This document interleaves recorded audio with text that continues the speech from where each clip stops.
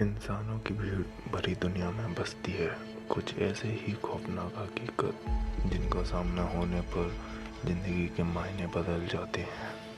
आइए जानते हैं कुछ ऐसे ही डरावनी और सच्ची कहानियों के बारे में। तो हेलो फ्रेंड्स, आज हम बात करेंगे एक और सत्य घटना के बारे में जिसे हमारे ही एक सब्सक्राइबर ने भेजी है। ये कहानी हमें जिन्होंने भेजी है उनके परदादा की है, यानी कि उनके दादा के पिता की कहानी का वक्त अंग्रेज़ों के समय का है। दोस्तों, इस कहानी में एक मैसेज भी है जिसके बारे में हम लोग कहानी के अंत में बात करेंगे। तो चलते हैं कहानी की तरफ। मेरे परदादा गुजरात के एक गांव में रहते थे और वह पगी थे। गुजरात में पगी यानी कि वह इंसान जो गांव की सिक्योरिटी के लिए घूमता है। वह बचपन से ही कुश्ती के अखाड़े में जाते थे, इसलिए उनका शरीर काफ़ी चुस्त था। उनके पिता वो छोटे थे तब गुजर गए थे, तो बचपन से ही घर की जिम्मेदारी उन्होंने ही ली थी। उनकी एक छोटी बहन थी। वह लोग गरीब थे और हरदम वह अपनी छोटी बहन की शादी की चिंता में रहते थे। बहुत जगह देखने के बाद एक अच्छा घर उन्हें मिल गया और कुछ ही दिनों में बहन की शादी भी तय हो गई। मगर उसका जो सबसे बड़ा रिवाज था वह सामने आ गया, दहेज।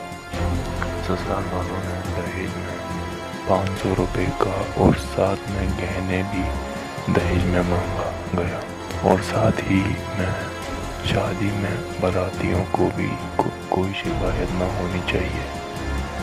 इन शर्तों के हिसाब से शादी के पूरा खर्चा 3000 से 5000 का आएगा।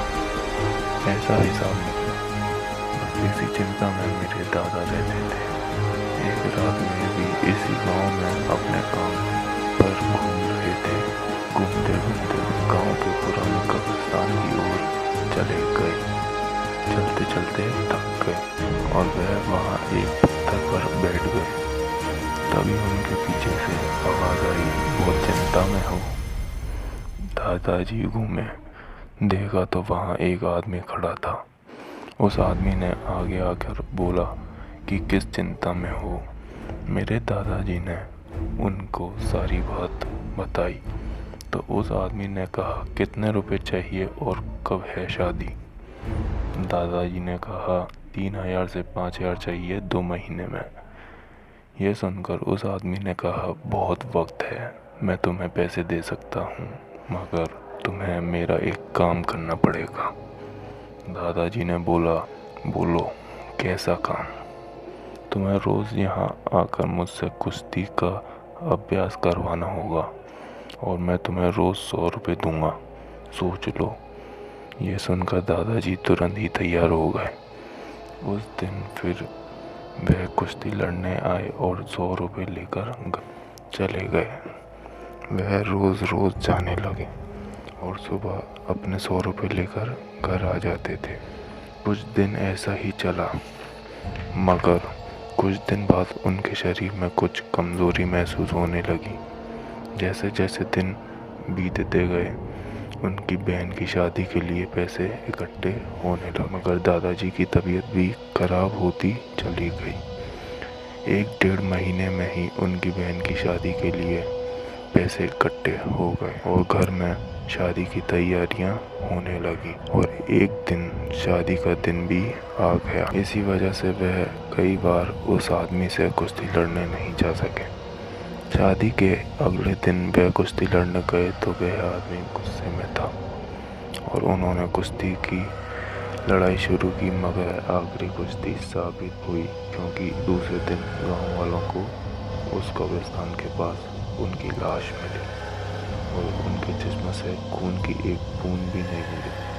जब गांव के बूढ़े बुजुर्गों को इस बात को पता चला, तब सच्चाई सामने आई कि उस कब्रिस्तान में एक जिन रहता था जो कुश्ती के बहाने इंसानों की ताकत चूस कर उनको मार देता था।